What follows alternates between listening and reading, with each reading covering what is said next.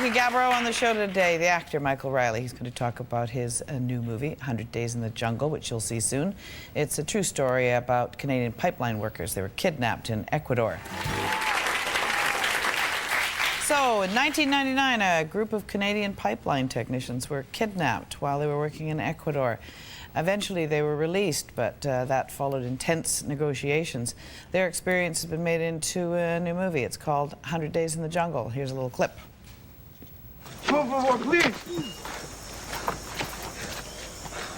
I've got money. You take it all. Please. Bean. I don't think it's a robbery, buddy.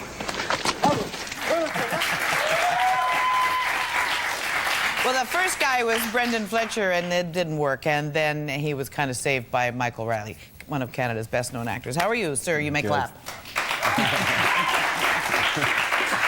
Yeah, I don't think it's a robbery. No, kidding. So it was a rough shoot, I gather.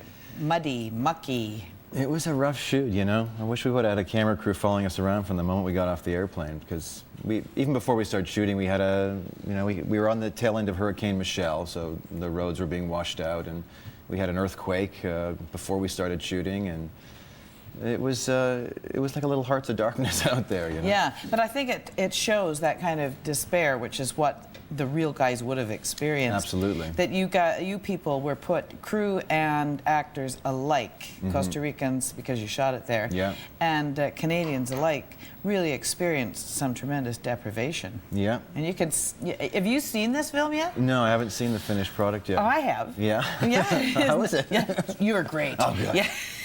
Your hair doesn't look quite as nice as it does right now. I'll bet. So you had to be sort of filthy and covered in crud all the time. Yeah, and in the end, you know, you're right. You feel like I wouldn't have wanted to have shot it on a back lot somewhere. You know, it was kind of a no acting required type of gig because we were kind of held hostage by the experience, and the jungle was like a character in that piece.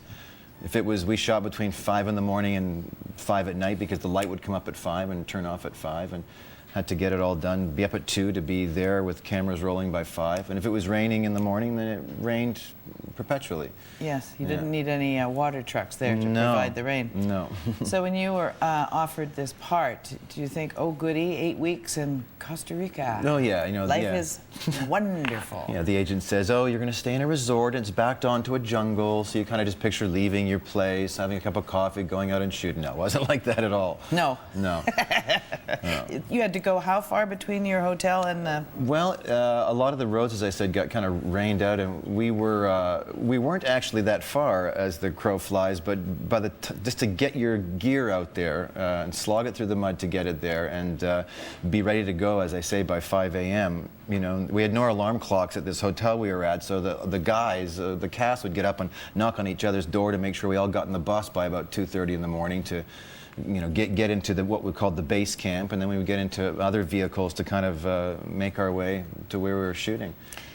You played a guy, Rod Dunbar, who is a real person. He is a real person, yeah. And you went to meet him in Alberta. Yeah, that was invaluable. Yeah, you know, just the last couple of days before getting to Costa Rica, I went there, and he was very forthcoming and very gracious about, you know, when you have a chance to sit in front of the guy and, you know, turn to page 42 and say, so what was it like when that happened? You know, that was a great resource, and a constant reminder, too, for all of us that, you know, a lot of us got a chance to kind of get in contact with the people we were playing. And I had a picture of them on the hotel room, you know, wall because... So you kept him in mind all the time. You know, no matter how grueling it was for us, you know, we had craft service and a bed to come home to. So, and you couldn't help but, you know, remember that, you know, 2 years ago, at that time, they were still... They were right there. Yeah. Doing the real thing, yeah. So we have yet another clip. Okay. Yeah, I think that it's good for you to see this. Yeah. Okay. All right, take it. No. No. Listen, we're not going to last 3 weeks. No soportaremos. Okay, we'll die. Vamos a morir. Look at us. Look at his feet. Mire sus pies. And you know what? He's not the worst. Yes, no es el And it's all of us. It's all of us. We're covered in bug bites. Down here, we got crotch rot. Our goddamn balls are dropping off. Show me your crotch. No sé. You see that? Yeah, and that's because you're making us march all night in the rain. Marchamos toda la noche bajo And la make us lluvia. sleep on the ground. Dormimos en el suelo. Listen to me. We're not gonna last 3 weeks. But they did. They lasted a heck of a lot longer than 3 weeks. Yeah, yeah. More than 3 months, like 4 months. So the picture of the guy leaning on the machine gun, I think is Juan Patricio. Juan Patricio, yeah. He was like the, no, although not Costa Rican, but the genuine article. I mean, this is a guy who was in the Chilean army. That's right.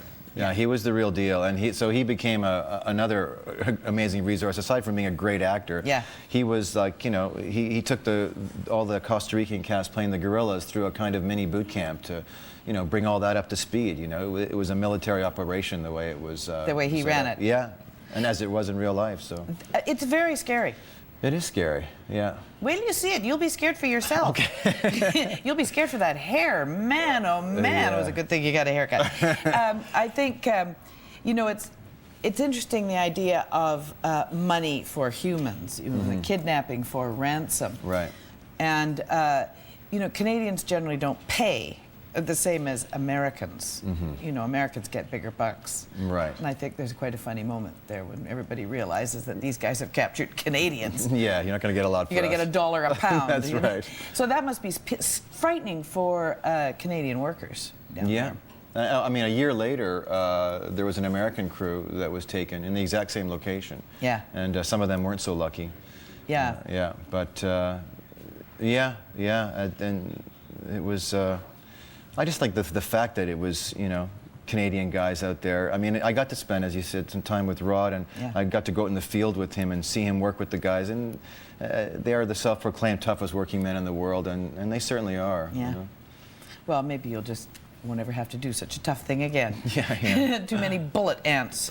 Yeah. They're bad, those things. Oh, every square inch of the jungle was alive. It was like a character in the piece. Yeah, right. It's seething. Yeah, it was like a big compost. All right, I'll be right back. Guys! Man, if they went without us. All right, we get the truck. Leonard! Ah,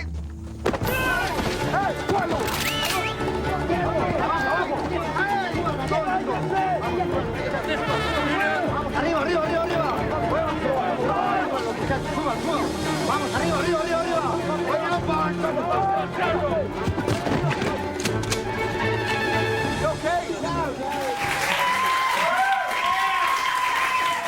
Well, it's all fun and games until the insurrectionists show up. That was a clip from the upcoming CTV movie, 100 Days in the Jungle. Two of the stars, Michael Riley and Adrien Dorval, you just saw him on your left. It would have been in the takedown scene. That's when they show up. The big guy, yeah. You were the big guy. And you suffer a pretty big time in this film as well. Your foot falls off practically. yeah, it was actually a little bizarre. It was art imitating life, life imitating art. I mean, it really happened to you. I had a bit of an infection in my foot, which I've had before, but it can get very sort of bad, and so they were treating that, and it got bad the day we were doing the scene in which my ankle is severely nailed, and so it was very bizarre. It was kind of like they had to put him on an IV, and they had to hang the IV up into the foliage and hide it during the shooting.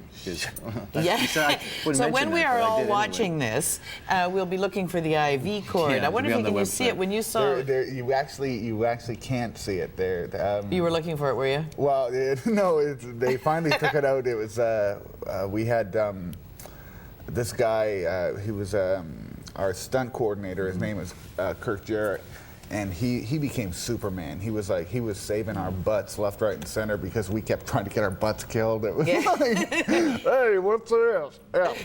Get off there! And so he was like saving our butts. And Restful being around him, isn't it? A constant source of sound effects. Were you there the night that they nearly drowned, he and Nick Campbell? Or did you miss that night? I was drowning in something else. You were drowning in somewhere else. But you guys just about bought it. Yeah, Nick, that happened later for him. I was out there with a bunch of the guys, and there was a severe undertow there, and that was very, very we got scary. kinda We ripped could out. have It was almost scary. lost a bunch of us. And then it became like, don't go in the water anymore. But I think Nick arrived and kind of it hadn't gotten around to him, or he's Nobody told him. Yeah. Very That nice. That Yeah, was it was- very scary. Yeah. But like he actually he was apparently saying goodbye. And Really? Yeah, he was. As he was being dragged out. He was going under for the third time, and he called out, and luckily a couple of guys. Believed it. But yeah. I was swimming with Brendan at the time, and I remember looking over to him and him just going, I don't feel very good about this. And then just realizing, oh my God, and then watching Aiden, just hit the beach like 20 feet ahead of us and just kind of do one of those classic hit the beach kind of crawls and still could feel the undertow kind of pulling us back. It was frightening. No kidding. Yeah. Who knew that being an actor, going to the National Theatre School and everything, would get So you dangerous. in? So it would be so completely dangerous. Who's your character? I play Barney, and his actual name is Brent Sheeler. He's an amazing man. He's an incredible dude. He is just this ball of energy. He's so much fun, and so they got this depressed scumbag to play him. It's really so sad. That's acting for you, honey. Yeah. I'm genius. But yeah, he's this amazing man. He's when I met him in Edmonton when we were filming the last scenes there, when he got taken, I think he was 23 or 25. And I'm not, and so I said to him, I said, so you just must be thrilled. You got this older, fatter, uglier guy playing you. You got to get an agent, pal. How much weight did he lose out there? He in real lost. life? He lost. I think he lost 90 pounds. The before and after pictures of him are incredible. Oh, it's just as scary. Like I lost 35. Yeah. In 8 weeks? Yeah. But I mean, I was trying too. I was also trying to lose weight while I was there, so it was on a very strict regimen. And then, just because of the elements and stuff, it sort of helped me A lot of along. people were. Right, well, you don't want to start out you'd almost have to shoot in a continuous sequence. sequence because We did. We tried as much as possible, As much yeah. as possible. yeah, because otherwise it wouldn't really work because after you've been held prisoner. And I suppose they didn't eat very well, did they? No. The actual The real oh my guys. God, no. They ate bugs. They ate the discard that the Slop, that news. I think it's the same with you. gorillas. Just like we're not. Yeah. This is not Yeah. to be eaten by anybody. Yeah. Well, Rod did get deathly ill, like he Yeah. because of some of the infection that he got off of the pork, and it was he almost bought it. Like I mean, a lot of them did a lot of times, so it was. For us to go over there and it was tough. It was a tough gig. Oh my God, man! Yeah. I was like, can I get a bottle of water? That didn't happen with those guys. No, it absolutely not. But you did have bottles of water. We did, when You so- wimps. Yeah. Now, are you going to watch this Sunday night? Yes, with everybody else. Yeah, I guess so. I don't know. What do you mean you guess so? Can you stand I'm a to little watch scared to yourself? see it. Are you? Why? Yeah. I don't know. Do you trust me? Maybe not. I don't know. Yeah, do you yeah, trust sure, me? yeah. Okay. If it were bad, I would tell you. It's Don't so watch it, good. okay, No, okay. you watch it because you'll be. Okay. First of all, about your performance, if you're being, weird about that, kind of actory about that. No, just more watch just it. going through the thing, Yeah, again. Yeah. And it's. Oh, I think you get a kick out of watching. But just so everybody knows, it's like, I mean, Michael is amazing. Yes. But this. Don't listen to this. Yeah. I'll never say it again. But they managed to assemble some of the most incredible actors that this country and any country has to offer. So. Very impressive. Yeah, Hugh Thompson, Aidan Devine, Patrick Gilmore, Brian Markinson, the lovely and talented Da Vinci himself, Nick Campbell. Who might have been here today had he not been trapped in Calgary, poor darling. Yeah. All right, fellas, thank you very much for coming. Thank you very much. Okay, Michael Riley, Adrien Dorval, 100 Days in the Jungle. It airs on CTV this Sunday, December 15.